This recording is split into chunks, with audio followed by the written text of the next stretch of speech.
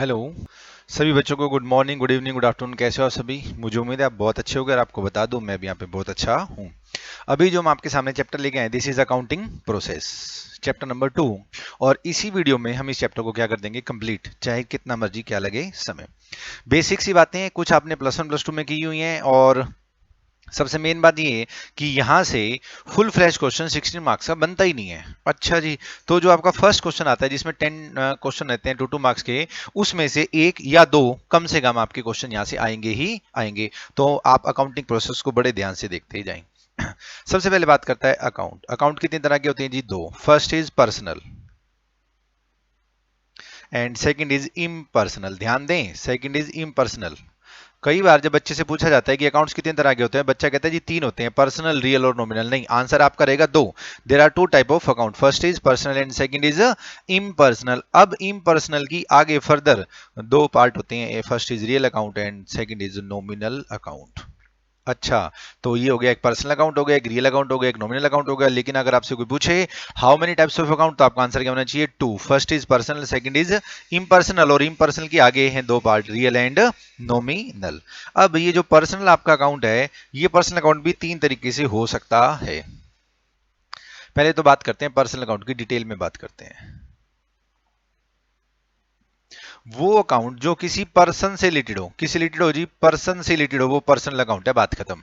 अब ये जो डेफिनेशन है ना पर्सन की, ये बहुत डिटेल डेफिनेशन है। इसके अंदर इंडिविजुअल भी आ जाता है, हिंदू अनडिवाइडेड फैमिली भी आ जाती है, कंपनी भी आ जाती है, फर्म भी आ जाती है, एसोसिएशन ऑफ पर्सन भी आ जाता है, बॉडी ऑफ इंडिविजुअल भी आ जाता है। आपने सुना होगा कंपनी की डेफिनेशन में, company is an artificial person. तो कंपनी भी क्या है? एक पर्सन। इंडिविजुअल तो पर्सन है ही, हिंदू अनडिवाइडेड फैमिली भी पर्सन है, तो ये सब क्या होते हैं? पर्सन। अब अगर मैं इसके बाइफर्गेशन और डिटेल में करना चाहूं, तो सबसे पहले आ जाएगा natural person, natural personal account. जैसे कोई भी व्यक्ति है, इंडिविजुअल है, राम है, श्याम है, सोहन है, सीता है, गीता है, मीता है, इन सब के जो अकाउंट है, सब कौन से अकाउंट कहलाएंगे? Personal account. और ये कौन से पर्सन है? नेचुरल पर्सन है, जो नॉर्मली पैदा होते हैं। दूसरा है जी आर्टिफिशियल पर्सन। कौन सा है जी? Artificial personal account. ये आर्टिफिशियल पर्सन कौन से होते हैं? जो लीगली बनते हैं।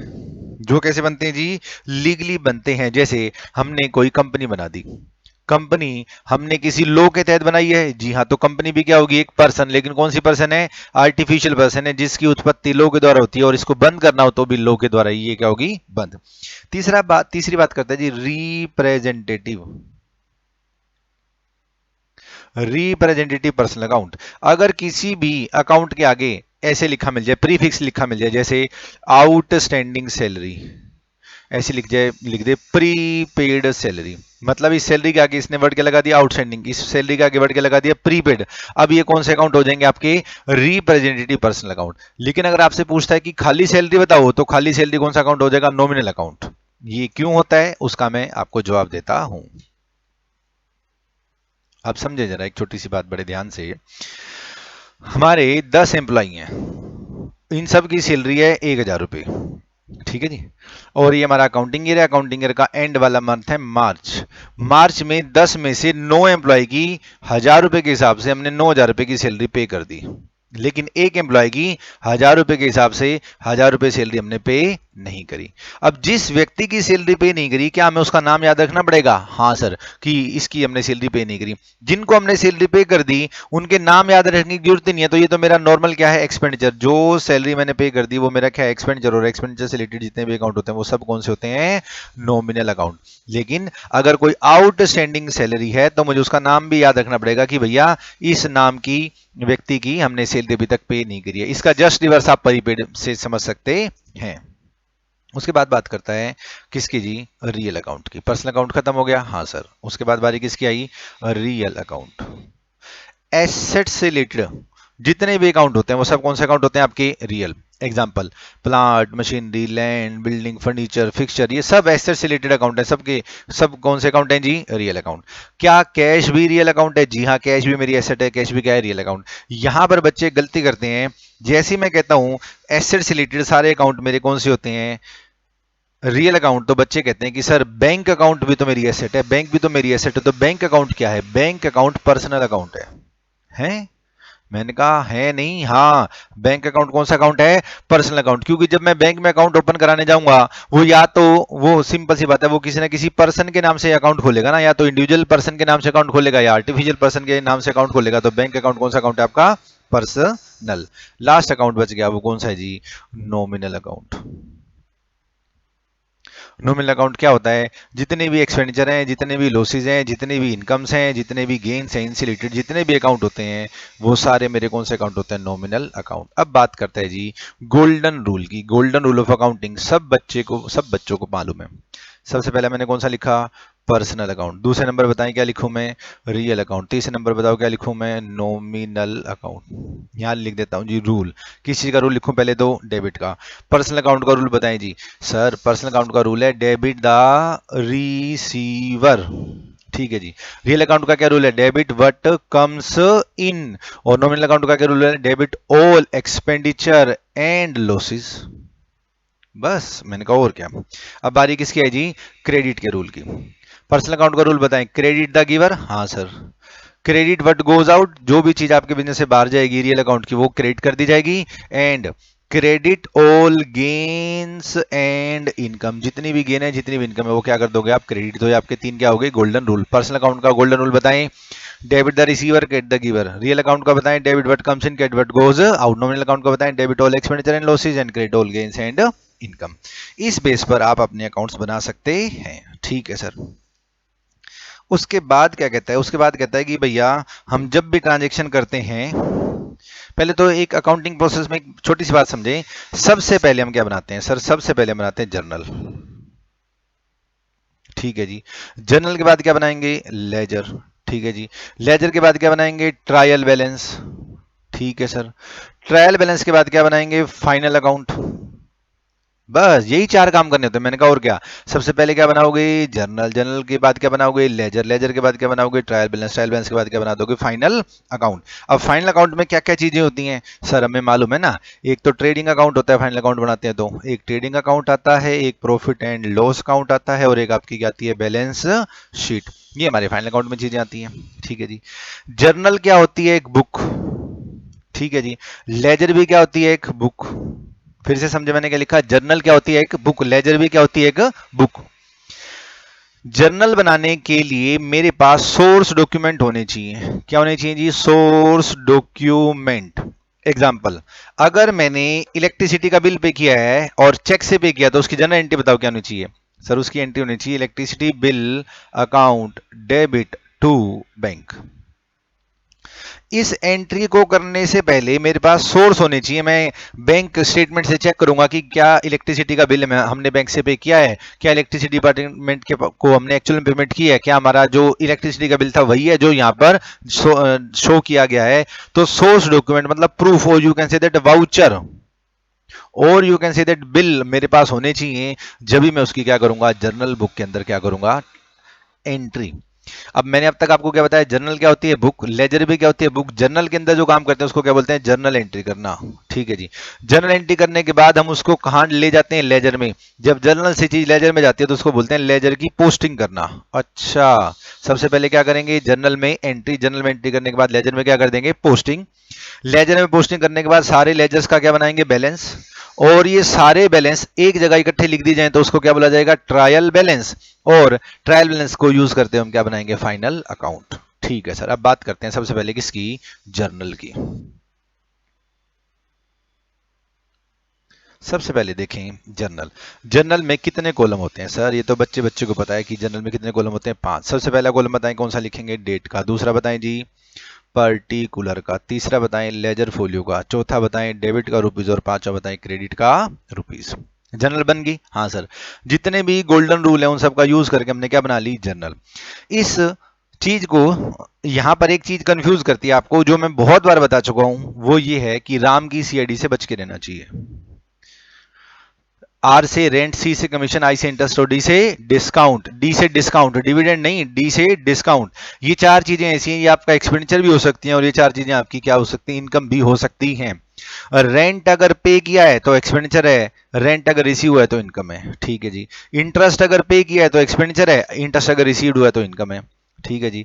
डिस्काउंट अगर हमने दुनिया को दिया तो एक्सपेंडिचर है, हमने दुनिया से लिया है डिस्काउंट तो इनकम है। अच्छा, और सी से क्या था जी, कमीशन। अगर हमने कमीशन किसी को दिया तो हमारा खर्चा और कमीशन हमें मिला है तो कमीशन हमारे लिए क्या हो जाएगी, इनकम।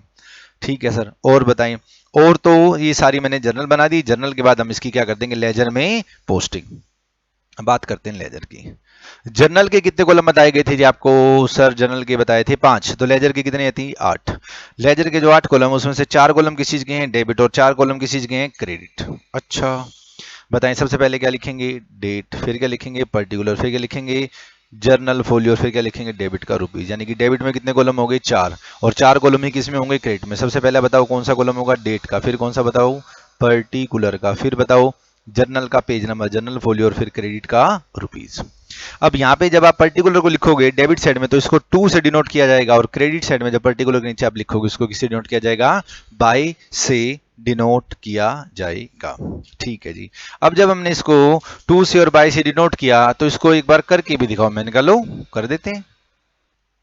हमने क्या करा, हमने बिजनेस स्टार्ट किया, राम ने बिजनेस स्टार्ट किया 1 लाख रुपए की कैपिटल लगा के, तो क्या एंट्री करोगे, कैश अकाउंट डेबिट। मान लीजिए कैश के रूप में मैं कैपिटल लेकर आऊं तो क्या एंट्री करोगे, cash account debit to capital account. ये कितने रुपए हो गए, 1 लाख रुपया। ठीक है जी, हाँ जी। फिर मान लो मैं प्लांट लिया 20,000 रुपए का, तो क्या एंट्री करूंगा, plant account debit to cash. मैं नकद में प्लांट खरीद लिया 20,000 रुपए का। उसके बाद और भी कोई लूजरी एंट्री करते हैं, हमने सैलरी की पेमेंट करी तो क्या एंट्री करी हमने, salary account debit to cash. हमने 10,000 रुपए की सैलरी की पेमेंट करी। हम 20,000 रुपए का 25,000 रुपए का माल परचेज कर लाए नगद, तो क्या एंट्री करेंगे, purchase account debit to cash 25,000। और मान लो हमने कुछ सेल भी कर दिया, 40,000 का हमने माल सेल कर दिया, कैश में माल सेल कर दिया, तो क्या एंट्री करेंगे, cash account debit to sales account 40,000 रुपए। ये गोल्डन रूल से जनरल एंट्री आप सबको करनी आती है, मुझे मालूम है। अब अगर मेरे को लेजर में पोस्टिंग करनी है और मेरे को लेजर में कैश अकाउंट बनाना है तो सबसे पहले देखें, कैश अकाउंट डेबिट 1 लाख, ये रहा कैश अकाउंट, ये रही डेबिट साइड में लिखेंगे 1 लाख, और इसको डेबिट करते हुए क्या लिखेंगे 2, और यहाँ पे क्या लिखा हुआ है कैपिटल, तो यहाँ लिख देंगे 2 कैपिटल अकाउंट। क्या इसकी लेजर पोस्टिंग समझ में आ गई, कैश अकाउंट डेबिट की। हाँ sir. Plant account debit to cash, plant account debit हुआ ना तो कैश क्या हुआ, क्रेडिट, कैश क्या हुआ, क्रेडिट, और यहाँ के लिख देंगे बाय प्लांट अकाउंट 20,000 का हमने क्या ले लिया, प्लांट। फिर जी हमने 10,000 की सैलरी पे कर दी, तो यहाँ क्या लिख देंगे, बाय सैलरी। 10,000 की हमने सैलरी पे कर दी। सैलरी के बाद कहता है हमने परचेज कर लिया, तो यहाँ लिख देंगे बाय परचेज 25,000। फिर कहता है साहब हमने 40,000 की कैश सेल कर दी, तो cash account debit to sales account 40,000 रुपए। अब ध्यान से समझें इसको, मेरे पास जब मैंने बिजनेस स्टार्ट किया तो मैं 1 लाख रुपए कैश लेकर आया एज ए कैपिटल, 40,000 की मैंने नगद सेल की, तो मेरे पास कितने पैसे हो गए, 140। उसमें से 20 का मैंने प्लांट ले लिया, 10 की मैंने सैलरी पे कर दी, और 25,000 की मैंने क्या कर दी, परचेज। तो बाकी बैलेंस बताएं कितना बच गया जी, 20 और 10 30 और 20 50, 140 में से 50 के 90, 90 में से 5 के 85, 85,000, 85,000 के आगे क्या लिख देंगे, बाय बैलेंस सीडी। ये आपका क्लोजिंग कैश बच गया जो आपके पास एंड में इन सब ट्रांजेक्शन्स के बाद बचा हुआ है। मैंने ईयर एंड में नहीं बोला, मैंने बोला इन सब ट्रांजेक्शन्स के बाद किया हुआ है। और अगर मैं पूरे साल की ट्रांजेक्शन्स ले लूंगा तो ये पूरे साल के एंड में जो कैश होगा ये उसका बैलेंसिंग फिगर आ जाएगा। दिस इज कॉल्ड लेजर के अंदर क्या करना, पोस्टिंग। सर लेजर के अंदर हम पोस्टिंग तो कर लेंगे, कोई दिक्कत नहीं है, टू भी लिख देंगे, बाय भी लिख देंगे। अब एक चीज बताओ, ये बैलेंस कौन से होते हैं, डेबिट बैलेंस, क्रेडिट बैलेंस। हाँ, डेबिट बैलेंस और क्रेडिट बैलेंस भी समझने करें स्टार्ट।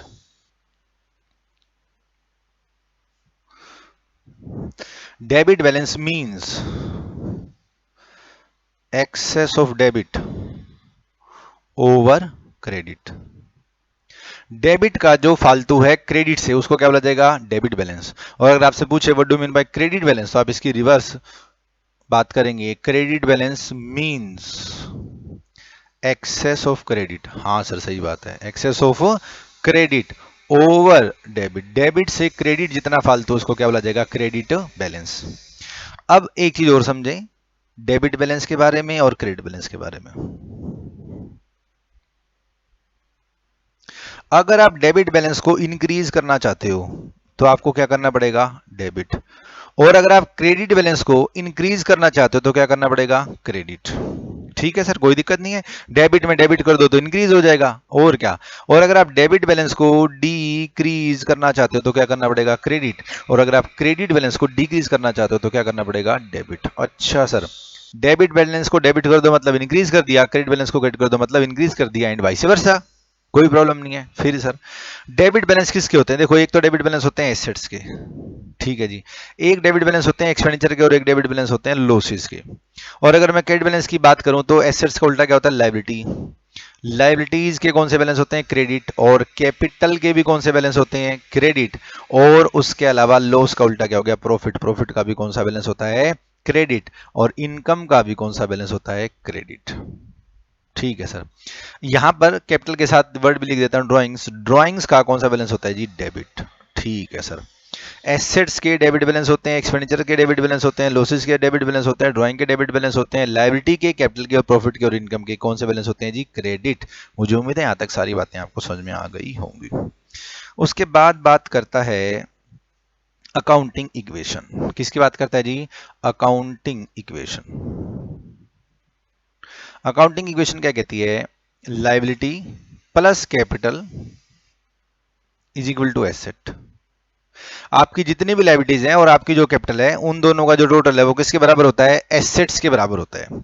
मैं चाहे 50,000 ट्रांजेक्शन कर लूं, ये इज इक्वल टू का साइन इज इक्वल टू का ही रहेगा, इसमें कोई प्रॉब्लम नहीं आएगी। मैं इसके एक दो एग्जांपल दे देता हूं आपको, ताकि आपकी कंफ्यूजन साथ के साथ दूर होते रहें। ध्यान से देखिए हम जरा क्या कहना चाह रहा हूं मैं। फॉर एग्जाम्पल, मैं कैश के रूप में 1 लाख रुपए कैपिटल आया, ठीक है जी। तो कैपिटल कितने रुपए होगी मेरी, 1 लाख रुपए, प्लस लायबिलिटी कितनी होगी मेरी, 0। और एसेट के अंदर मेरे पास एक ही एसेट है, उसका नाम क्या है, कैश। और कैश कितने रुपए का हो गया, 1 लाख रुपए का। हाँ सर, अब आप एक काम करते हैं, अब वो जो हमने ट्रांजेक्शन्स लिखी थी ना, वही उठा लेते हैं। ये हमने कैश, ये हम कैश के रूप में कैपिटल लेकर आए थे, ठीक है जी, 1 लाख रुपए, ठीक। फिर मैं प्लांट लेकर आया और कैश पेमेंट कर दी। अगर मैं प्लांट लेकर आया तो मेरा कैश कितना था, 1 लाख रुपए का। 20,000 रुपए का अगर मैं प्लांट ले आया तो बताओ मेरे पास कैश कितना बच गया, 80,000 रुपए का। लेकिन पहले मेरे पास प्लांट नाम की कोई एसेट नहीं थी, अब मेरे पास प्लांट नाम की एसेट होगी 20,000 रुपए की। और इधर लायबिलिटी साइड में अगर आप ध्यान से देखें, कैपिटल एज इट इज रहेगी, लायबिलिटी एज इट इज रहेगी, इसमें कोई छेड़छाड़ी हमने नहीं करी। Point number 1। पॉइंट नंबर 2, फिर मैंने सैलरी की पेमेंट कर दी कैश। अगर मैंने सैलरी की फिर कैश पेमेंट कर दी 10,000 रुपीज की, तो मेरा कैश बताएं कितना बच गया, 70,000। और मेरा प्लांट अभी भी कितने का, 20,000 का। क्या ये सैलरी आपका एक्सपेंडिचर है, जी हाँ। एक्सपेंडिचर से मेरी कैपिटल क्या हो जाएगी, रिड्यूस हो जाएगी, कितने रुपए की, 10,000 रुपीज की। और ये बच जाएगा आपका 90,000 रुपीज। 70 प्लस 20, 90। अच्छा, फिर मैंने माल परचेज करा और कैश आ गया, कैश पेमेंट कर दी। क्या मेरे पास माल परचेज करने से कैश कम हो गया, जी हाँ। तो कैश कितना हो गया आपके पास, 45,000 रुपीज का। जब मैंने 25,000 रुपीज का माल परचेज किया था, अगर मैंने 25,000 रुपीज का माल परचेज किया तो मेरा स्टॉक इंक्रीज हो गया। स्टॉक नाम की मेरे पास कोई पहले एसेट नहीं थी, प्लांट मेरा एज इट इज पड़ा रहेगा 20,000 रुपीज का, और स्टॉक मेरा नया पैदा हो जाएगा 25,000 रुपीज का। 45 प्लस 20, 65, 65 और 25, 90। और ये ऑलरेडी 90 है, 90 को मैंने हाथ ही नहीं लगाया, 90 प्लस 0 अभी भी क्या रहेगा, 90। तो इजिकल टू का फॉर्मूला आपका हमेशा इजिकल टू का ही रहेगा, कुछ मर्जी होता रहे। ठीक है सर, ये बात भी हमारे को समझ में आ गई। एक चीज और समझा देता हूं, मैंने लास्ट वाला पॉइंट क्यों नहीं लिखा। इसमें लिखा है कि हमने 40,000 का माल बेचा, लेकिन आपको क्वेश्चन में ऐसे देगा कि हमने 30,000 रुपए वाला माल 40 में बेचा। अब बात बनेगी, तो 30,000 रुपए वाला माल अगर आपने 40 में बेचा, तो मुझे बताओ आपके पास कैश कितना आ गया, 40। तो एसेट में कैश में कितने रुपए ऐड कर दें, 40। ये कितनी होगी जी, 85,000 प्लस 20,000। अच्छा, एक काम करते हैं, ये ना 20 वाला माल 40 में बेच देते हैं, ठीक है जी। 20 वाला माल 40 में बेचा तो स्टॉक कितने से रिड्यूस हो गया, 20 से। अब स्टॉक कितना बच गया आपके पास, 5 का। और अगर आप 20 वाला माल 40 में बेच रहे हैं तो आपको 20,000 रुपए का क्या हो रहा है, प्रॉफिट। और ये प्रॉफिट आप कैपिटल में प्लस कर देंगे तो आपकी कैपिटल कितनी हो जाएगी, 1,10,000 प्लस 0 इज इक्वल टू 85 और 20 कितना होता है जी, 105। 105 और 15 कितना होता है जी, 1,1,00,00। ये इक्वेशन आपकी अभी भी फिट बैठ गई। मुझे उम्मीद है ये सारी बात आपको समझ में आ गई होंगी। उसके बाद एक चीज और है जो आपको कंफ्यूज करेगी, वो बताएगा ट्रेडिशनल अप्रोच, और वो आपको करने की जरूरत नहीं है। वो मैं हालांकि आपको बता भी चुका हूं कि डेबिट में डेबिट करते हैं तो इंक्रीज होता है, और क्रेडिट में क्रेडिट कर देते हैं तो वो क्या हो जाता है, इंक्रीज हो जाता है। फिर ये एक क्वेश्चन देखा पेज नंबर 2.23 पे, और मुझे उम्मीद है इस तरह के काफी सारे क्वेश्चंस आपने बचपन में करे हैं और सीए में ऐसे क्वेश्चन आते नहीं है। कह रहे भाई साहब जनरल एंट्री करके दिखाओ, Ramesh started business with cash, bought goods for cash, draw cash from the bank, sold to Krishna this this this, इस तरह की सारी चीजें आपने सारी कर रखी है।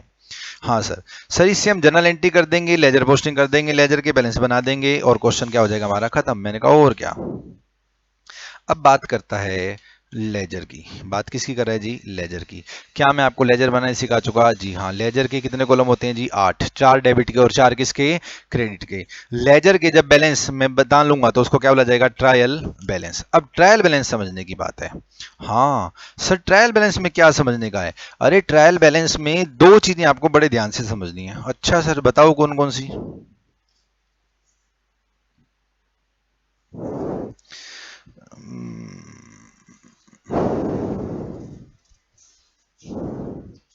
बताएं सर, ट्रायल बैलेंस में कौन सी दो चीजें बड़े ध्यान से समझने की हैं? ये है जी हमारा पेज नंबर 7 एंड 8। पहला क्वेश्चन, क्या ट्रायल बैलेंस बनाना कंपलसरी है? Answer is no. Trial balance बनाना कंपलसरी नहीं है। मतलब मेरी मर्जी में ट्रायल बैलेंस बनाऊं या ना बनाऊं। अच्छा जी, तो ये आपका 2 मार्क्स का क्वेश्चन आ जाता है। क्या ट्रायल बैलेंस बनाना कंपलसरी है? तो आपका आंसर क्या रहेगा? नो। लेकिन अगर मैं बना लेता हूं तो मुझे ये पता चल जाता है कि मेरी अर्थमेटिक एक्यूरेसी है। ठीक है जी, मेरा कोई एरर नहीं है ट्रायल बैलेंस का जब डेबिट क्रेडिट मैच कर जाता है तो। ट्रायल बैलेंस बनाने के कितने तरीके होते हैं? ट्रायल बैलेंस बनाने के तरीके होते हैं जी 3। कितने तरीके होते हैं जी? 3। पहला बताएं। पहला होता है बैलेंस मेथड। कौन सा मेथड जी? Balance method. दूसरा होता है टोटल मेथड और तीसरे का नाम है टोटल एंड बैलेंस मेथड। आपको जो ट्रायल बैलेंस याद है वो बैलेंस मेथड का ट्रायल बैलेंस आपको याद है।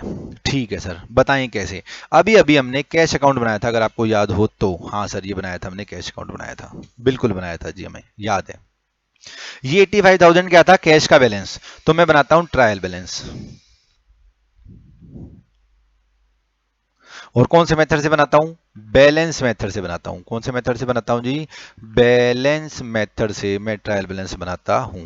तो मैं ऐसे लिखूंगा, देखो ये मैंने ट्रायल बैलेंस बनाया, यहां पे मैंने लिखा कैश अकाउंट, यहाँ पे मैंने लिखा डेबिट और यहाँ पे मैंने क्या लिखा? क्रेडिट। अब ये जो 85,000 है ये डेबिट बैलेंस है। हाँ सर, डेबिट बैलेंस है, 85,000 रुपीज का डेबिट बैलेंस है। मैंने यहाँ पे लिख दिया कैश अकाउंट और यहाँ पे लिख दिया 85,000। ये कौन से मेथड से मैंने कैश अकाउंट बनाया है? बैलेंस मेथड से। ठीक है जी। सर आप इसी को टोटल मेथड से भी करके दिखाओ। मैंने कहा लो, मैं इसको टोटल मेथड से भी बना के दिखाता हूं। अब मैं क्या बना रहा हूं? Trial balance. अगर मैं ट्रायल बैलेंस बना रहा हूं टोटल मेथड से, किससे जी? टोटल मेथड से, तो इसी क्वेश्चन में कैश अकाउंट कैसे लिखा जाएगा जरा ध्यान से देखें। ये मैंने ट्रायल बैलेंस बनाया, यहाँ लिखा कैश अकाउंट, यहाँ लिखा डेबिट और यहाँ क्या लिखा? क्रेडिट। अब मुझे ध्यान से सोच के बताएं, कैश के डेबिट का टोटल कितना है जी? 140। 1 लाख प्लस 40,000 कितना है जी? 1,40,000। ये मैंने लिख दिया 1,40,000। और कैश के क्रेडिट में मुझे ये 3 चीजें मालूम है। हाँ सर, ये 3 चीजें मालूम है। 85 तो बैलेंसिंग फिगर है ना? हाँ जी। 20 प्लस 10 30, 30 प्लस 25 55। तो क्रेडिट में मैंने लिख दिया 55। मतलब मैंने डेबिट का टोटल डेबिट में लिख दिया और क्रेडिट का टोटल क्रेडिट में लिख दिया। This is called total method. लेकिन पिछले क्वेश्चन में देखें हमने क्या किया था? डेबिट कितना फालतू है सर? 140 में से 55 घटाएंगे तो क्या बचेगा? 85। डेबिट 85 एक्स्ट्रा है तो मैंने खाली डेबिट 85 लिख दिया। ये कौन सा मेथड हो गया जी? Balance method. टोटल मेथड में मैं क्या करूंगा? डेबिट का टोटल लिखूंगा 140 और क्रेडिट का टोटल भी लिख दूंगा 55। अब समझने वाला अपने आप समझता रहेगा कि इसका 85 बैलेंस है। ये कौन सा मेथड है? Total method. इसलिए मैंने ब्लू पेन ले रखा है, ब्लैक पेन से कौन सा मेथड है? Balance method. तीसरे का नाम क्या है सर? तीसरे का नाम है टोटल एंड बैलेंस मेथड। मुझे लगता नहीं इसमें आपको कोई डाउट रहेगा। Total and balance method. कह रहे साहब आप टोटल मेथड से भी बना दो और बैलेंस मेथड से बना दो। मैंने कहा अच्छा, इसका मतलब मेरे को 4 बार कॉलम वाला जो अमाउंट वाला कॉलम बनाना पड़ेगा। मैंने कहा और क्या? एक डेबिट का, फिर क्रेडिट का, फिर डेबिट का और फिर क्रेडिट का। मैं लिखूंगा कैश अकाउंट। पहले मैं इसको कर दूंगा टोटल मेथड से सोल्व। किससे सोल्व कर दूंगा? टोटल से। बताएं जी, डेबिट में कैश का टोटल कितना था? 140, और क्रेडिट में कैश का टोटल कितना था? 55। अब कैश का बैलेंस कितना बच गया? डेबिट में बच गया सर। किस में बच गया? डेबिट में। और वो भी कितना बच गया? 85। मतलब ये जो दो डेबिट क्रेडिट है पहले, ये टोटल बैलेंस को शो कर रहे हैं, और ये आखिरी वाले डेबिट क्रेडिट बैलेंस मेथड को शो कर रहे हैं, और इस मेथड का नाम क्या होगा? Total and balance method. अच्छा सर, ठीक है जी। पहली बात हमने आज नहीं सीखी क्या? कि ट्रायल बैलेंस बनाना जरूरी नहीं है। दूसरी बात हमने क्या सीखी? ट्रायल बैलेंस बनाने के कितने तरीके हैं? 3। पहले का नाम बताएं टोटल मेथड, दूसरे का नाम बताएं बैलेंस मेथड, तीसरे का नाम बताएं टोटल एंड बैलेंस मेथड। ये आपका हो गया ट्रायल बैलेंस खत्म। उसके बाद बात करता है सब्सिडी बुक्स की। किसकी बात करता है जी? सब्सिडी बुक्स की। जो बहुत इंपॉर्टेंट बात मेरे को आपको इसके अंदर समझानी है। समझाओ सर, क्या इंपॉर्टेंट बात समझाओगे सब्सिडी बुक के अंदर? अभी अभी जब हमने पढ़ना स्टार्ट किया था तो हमने यहाँ पे क्या लिखा था? सबसे पहले क्या बनाते हैं? जर्नल। हाँ सर। जर्नल के बाद क्या बनाते हैं? लेजर। हाँ सर। लेजर के बाद क्या बनाते हैं? Trial balance. और ये बनाए ना बनाए हमारी मर्जी है। उसके बाद क्या बनाते हैं? Final account. Sir final account बनाने हमें आते हैं trading P and L balance sheet. Trial balance आपने समझा दिया। लेजर हमें आते हैं, जर्नल में आते हैं। और क्या चीज रहेगी बतानी? पहली बात, जर्नल क्या होती है? बुक। सर अभी तो बताई थी मैंने, कहा सुनते जाओ बस। लेजर भी क्या होती है? बुक। जर्नल से पहले मेरे को क्या चीज पकड़ के लेके आनी पड़ती है? Source document. सोर्स डॉक्यूमेंट के बेस पर मैं जर्नल के अंदर क्या कर देता हूं? एंट्री। जर्नल के अंदर जो काम करते हैं उसको क्या बोला जाता है? Journal entry. लेजर के अंदर जो काम करते हैं उसको क्या बोला जाता है? लेजर की पोस्टिंग। जर्नल की जब एंट्री करने लगते हैं तो कितने कॉलम होते हैं जर्नल बुक के अंदर? 5 कॉलम होते हैं। जब लेजर में पोस्टिंग करने लगते हैं तो कितने कॉलम होते हैं? 8 कॉलम होते हैं। 8 में से बताएं 4 किस चीज के? डेबिट के, और 4 किस चीज के? क्रेडिट के। अब जर्नल कैसे बनती है? सर जर्नल बनती है डेट वाइज। जर्नल कैसे बनती है जी? Date wise. मतलब ये आपका अकाउंटिंग ईयर है। हाँ सर। मान लीजिए आपका अकाउंटिंग ईयर स्टार्ट हुआ 1 अप्रैल 2019 से और खत्म हो रहा है 31 मार्च 2020 से। तो ये डेट वाइज आप जर्नल बनाते रहेंगे। आप डेट वाइज क्या बनाते रहेंगे? जर्नल। लेकिन लेजर आप डेट वाइज नहीं बनाएंगे। लेजर में क्या होगा? एक तरह की item, similar item, similar nature की आइटम आप एक जगह डालते जाओगे, डालते जाओगे, डालते जाओगे, और जहां पर उसको डालोगे उसको क्या बोला जाएगा? अकाउंट। और जहां अकाउंट बनता है उस बुक को क्या बोला जाता है? लेजर। फिर से समझे? सिमिलर नेचर की आइटम आप एक जगह इकट्ठी करते रहेंगे, करते रहेंगे, करते रहेंगे, और उसको एक अकाउंट का नाम दे देंगे, और वो अकाउंट जहां पर बन रहा है उस बुक को क्या बोल देंगे? Laser book. लेजर बुक में क्या बनते हैं? अकाउंट। यानी कि जैसे मैंने पूरे साल में 12 बार सैलरी दी, मैंने पूरे साल में 12 बार रेंट दिया, मैंने पूरे साल में फॉर एग्जांपल 600 बार परचेज करी, मैंने पूरे साल में 8000 बार सेल करी, तो जितनी भी सेल है वो एक जगह इकट्ठी लिख दी जाएंगी, जितनी भी परचेज है इकट्ठी लिख दी जाएंगी। Rent, salary, wages, commission, cash, particular similar nature की आइटम एक जगह लिख दी जाएंगी, तो उसको अकाउंट बोला जाएगा। और अकाउंट जहां बनाया जाएगा उसको क्या बोला जाएगा? लेजर। लेजर भी क्या होती है? एक बुक। अच्छा सर, ठीक है जी। अब एक क्वेश्चन थ्योरी का, जर्नल कैसे बनाई जाती है? Date wise. डेट वाइज को अंग्रेजी में क्रोनोलॉजिकल ऑर्डर भी बोला जाता है। लेजर क्या डेट वाइज बनती है? Answer is no. लेजर के अंदर क्या होता है? सिमिलर नेचर की आइटम एक साथ रख दी जाती है। अब यहां पर जर्नल और लेजर के बीच में एक पंगा आएगा, उसका नाम आएगा जी सब्सिडी बुक्स। कौन सी बुक्स जी? Subsidy books. पहले एक छोटी सी बात ध्यान से समझे।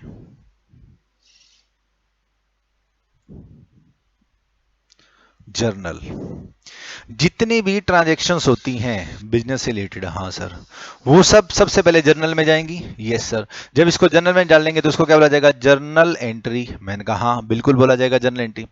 अब जब हम जर्नल एंट्री करने लगते हैं तो हमारी बड़ी सारी बुक्स भर जाती हैं जर्नल की। 1 2 3 4 20 50, अरे पता नहीं 100 बुक्स भर जाती हैं। मैंने कहा यार ये तो बड़ी गलत बात है, जर्नल की 100 बुक्स भरे जा रही हैं, कैसे काम चलेगा? जर्नल बहुत बल्कि हो जाती है, बहुत बड़ी हो जाती है, बहुत क्या हो जाती है? भारी। मैंने कहा जर्नल तेरा इलाज करना पड़ेगा। जर्नल कहती है हाँ साहब बताओ मेरा क्या इलाज करोगे? मैं कहा रुक, तेरे लिए बना देता हूं सब्सिडी बुक्स। तेरे लिए क्या बना देता हूं? Subsidy books.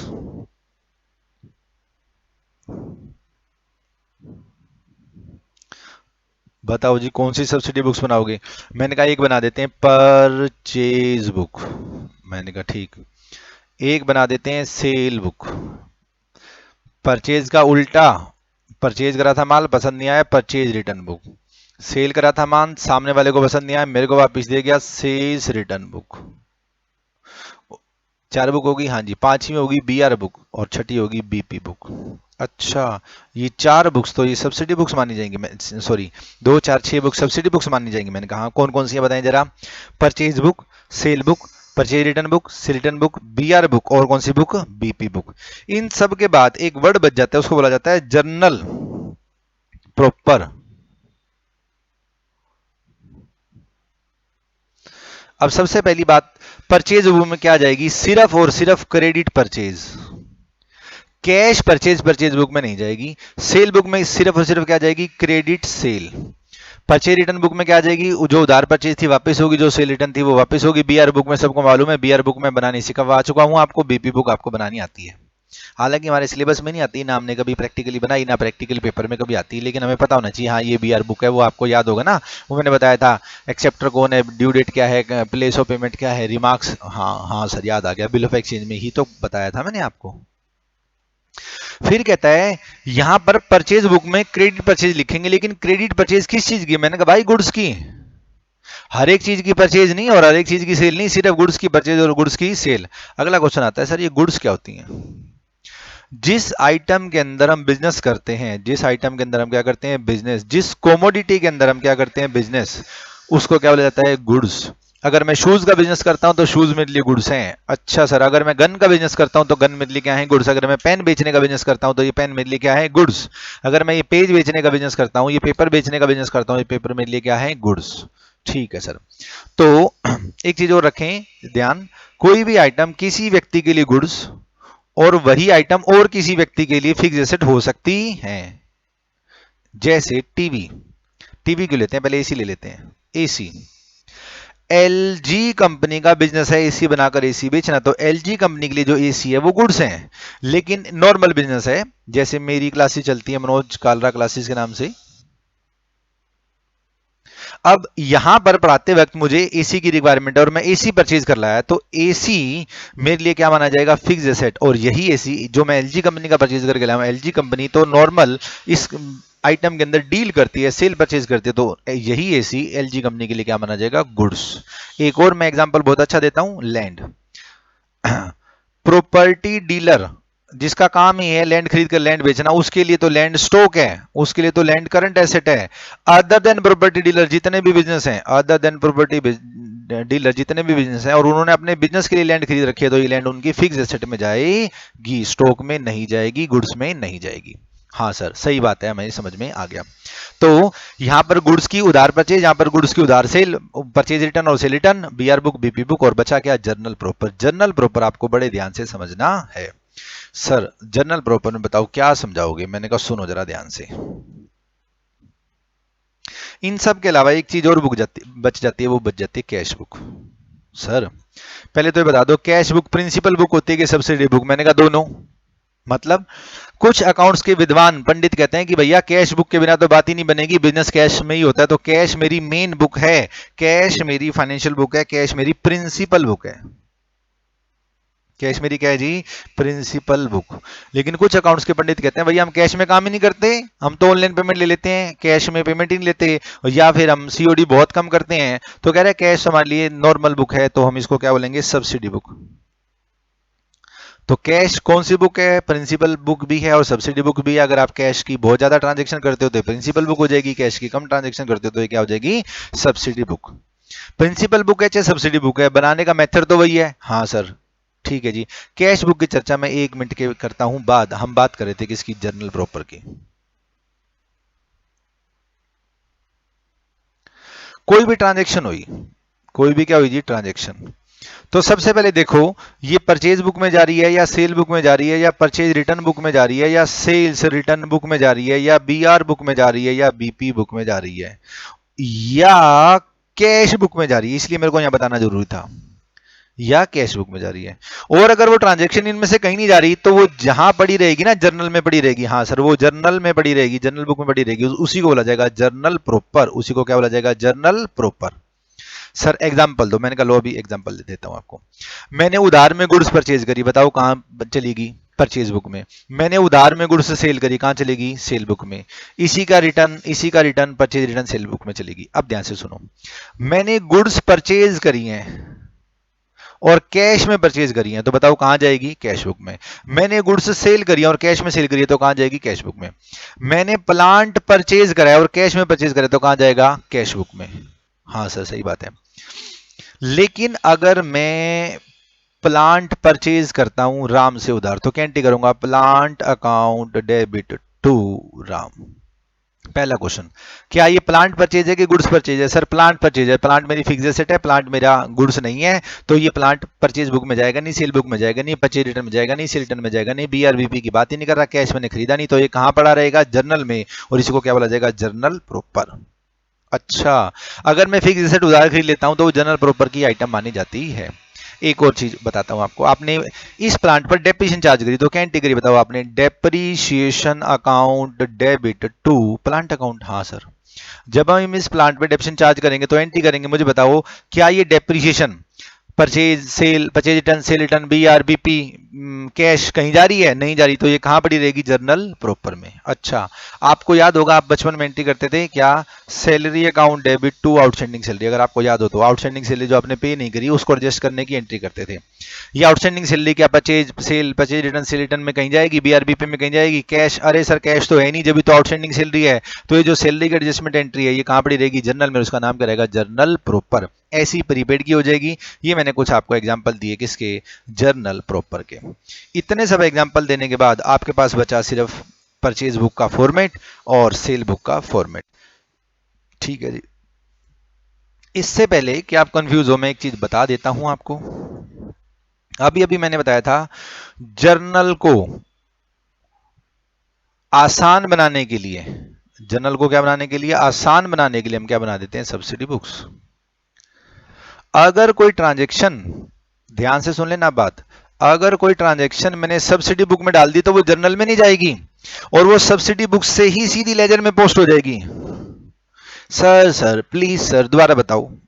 मैंने कहा लो सुनो, जर्नल बहुत बड़ी होती है, जर्नल बहुत बल्कि हो जाती है, इस बात से बचने के लिए हमने जर्नल के टुकड़े कर दिए, जर्नल के सहायता के लिए मैंने सब्सिडी बुक्स बना दी।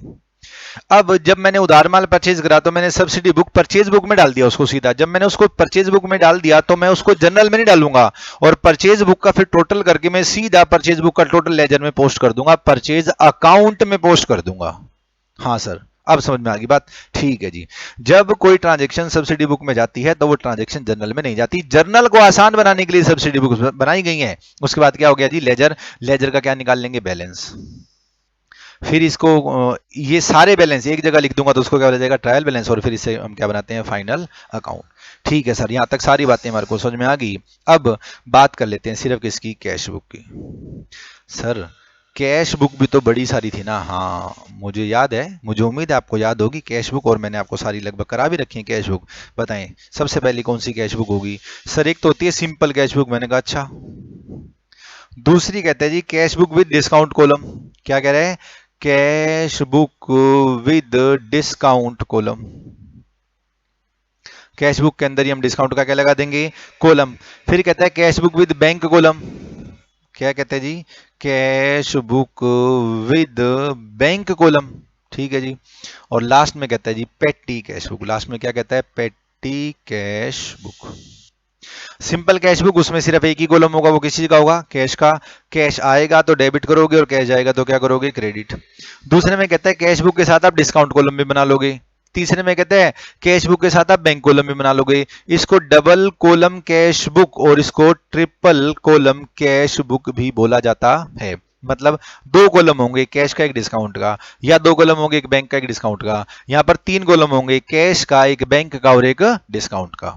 देखें जरा, यहां पर जब आप कैश बुक बना रहे हैं, ट्रिपल कॉलम कैश बुक बना रहे हैं, तो सबसे पहले आप डेट लिख देंगे, हाँ सर। फिर पर्टिकुलर लिख देंगे, हाँ सर। फिर एक कैश का कॉलम रहेगा, एक बैंक का कॉलम रहेगा, एक डिस्काउंट का कॉलम रहेगा। ठीक है जी। तो सेम तीन चीजें यहां पे रहेंगी, एक कैश का कॉलम रहेगा, एक बैंक का कॉलम रहेगा, एक डिस्काउंट का कॉलम रहेगा। हालांकि इसके टोटल कॉलम तो 10 या 12 बन जाएंगे, फिर भी हम इसको ट्रिपल कॉलम कैश बुक बोलते हैं कि मेन ये तीन कॉलम होते हैं, कैश का, एक बैंक का और एक डिस्काउंट का। इतना समझाने के बाद एक और थ्योरी में क्वेश्चन आपको याद रखना है, इस डिस्काउंट और इस डिस्काउंट का बैलेंस नहीं निकाला जाता।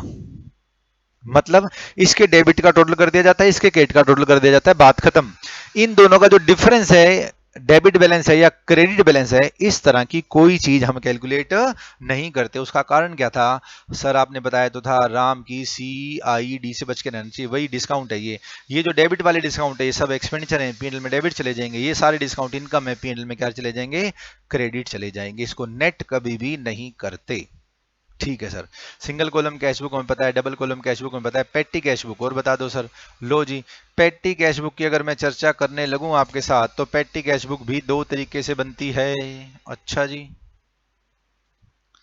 पेटी कैश बुक भी दो तरीके से बनती है। बताओ सर कौन कौन सी? पहली होती है जी इम्प्रेस्ड सिस्टम। Impress system. दूसरी बोलो जी, non impressed system. Impress system क्या है, नॉन इम्प्रेस सिस्टम क्या है? पहले बताओ पेटी कैश क्या है। सुने जरा ध्यान से, ये कैश बुक है। हाँ सर। मेरा कोई जानकार आ गया, मैंने उसको 10 रुपए की चाय पिला दी, तो कैश बुक में से 10 रुपए हटाऊं क्या?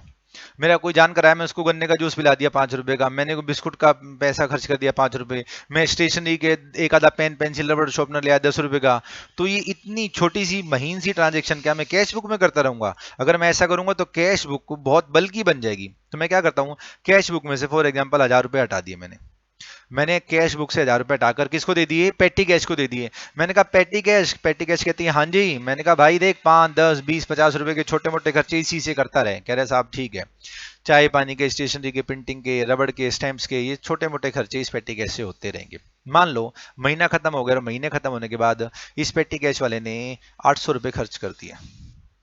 बताएं जी, बचे कितने हुए हैं? 200। पहला महीना खत्म। हाँ सर, ध्यान से समझे। महीने के पहले दिन कैश बुक में से पेटी कैश को कितने दिए? 1000। पेटी कैश वाले ने पूरे महीने में कितने खर्च कर दिए? 800। आखिरी दिन कितने बचे हुए हैं? 200। ये आखिरी दिन कौन सा है? महीने का आखिरी दिन। ठीक है जी। अब अगले महीने का पहला दिन आ गया। हाँ सर। फिर हम पेटी वाले को कुछ पैसे दे देंगे। हाँ जी। जितने पैसे पेटी वाले ने पिछले महीने खर्च करे हैं, अगर मैं उसको उतने ही पैसे दे दूं, तो इसके पास उतने ही पैसे हो जाएंगे दूसरे महीने के पहले दिन, जितने पहले महीने के पहले दिन थे। हाँ सर। हमने पेमेंट कितनी करी है? जितने इसने खर्च करी। इसने खर्च कितने करे? 800। हमने पेमेंट कितनी कर दी? 800। 200 बचे हुए थे, 800 की पेमेंट कर दी, वापस कितने हो गए? 1000। और चला कितने से था? 1000 से। अगर मैं ऐसा करता हूं तो इसको बोला जाता है impressive system of accounting of पेटी कैश। और अगर मैं ऐसा नहीं करता, फॉर एग्जाम्पल मैंने अगले महीने के पहले दिन भी उसको 1000 रुपए दे दिए, 200 रुपए थे, मैंने 1000 और दे दिए, कितने हो गए? 1200। This is called non impressed system. बस।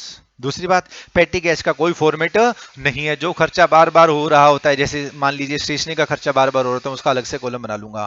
फॉर एग्जांपल हम प्रिंटिंग का पैसा बार बार दे रहे हैं, तो प्रिंटिंग का मैं अलग से कॉलम बना लूंगा। फॉर एग्जांपल मैं ऑक्ट्राइक या कैरिज बार बार दे रहा हूं, तो मैं कैरिज का अलग से कॉलम बना लूंगा। और अगर कोई ऐसा खर्चा है जो मैं बार बार नहीं पे कर रहा, तो वो अदर मिसलेनियस में पड़े रहेंगे। मुझे उम्मीद है ये सारी बातें आपको समझ में आ गई होंगी। उसके बाद उसके बाद बात करता है, उसके बाद कहता है सर बस ये एक बार ना ये बुक्स दिखा दो, परचेज बुक, सेल बुक। मैंने कहा बुक्स में देखना क्या है? डेट का कॉलम, पर्टिकुलर का कॉलम, लेजर फॉल्यूम, डिटेल और अमाउंट। अब इसका प्रैक्टिकल क्वेश्चन ही देख लो ना। मैंने MS ब्राउन एंड कंपनी से माल खरीदा, 1 फरवरी को माल खरीदा, 100 पीस इतने रुपए का, 40 पीस इतने रुपए के, ये डिस्काउंट दे दिया, ये अमाउंट का कॉलम हो गया, बात खत्म। ये सारी की सारी उधार परचेज आप इसमें लिख देंगे। और सेम आपका कॉलम बनेगा किसका? सेल बुक का। ठीक है जी। ये सेम सेल बुक हो जाएगी। सुनील बैंक एंड कंपनी को 6 कॉपीज दी, डबल एंट्री वाली, और बुक कीपिंग की TS ग्रेवाल की एक बुक दी, इतने रुपए की दी, ये डिस्काउंट दे दिया, ये मेरी सेल बुक होगी। और सेल बुक और सेल रिटर्न बुक सेम ऐसे ही बन जाएंगी। उसके बाद बात करता है BR बुक और BP बुक, और BR बुक और BP बुक के बारे में कहता है ये हमारे सिलेबस में नहीं है।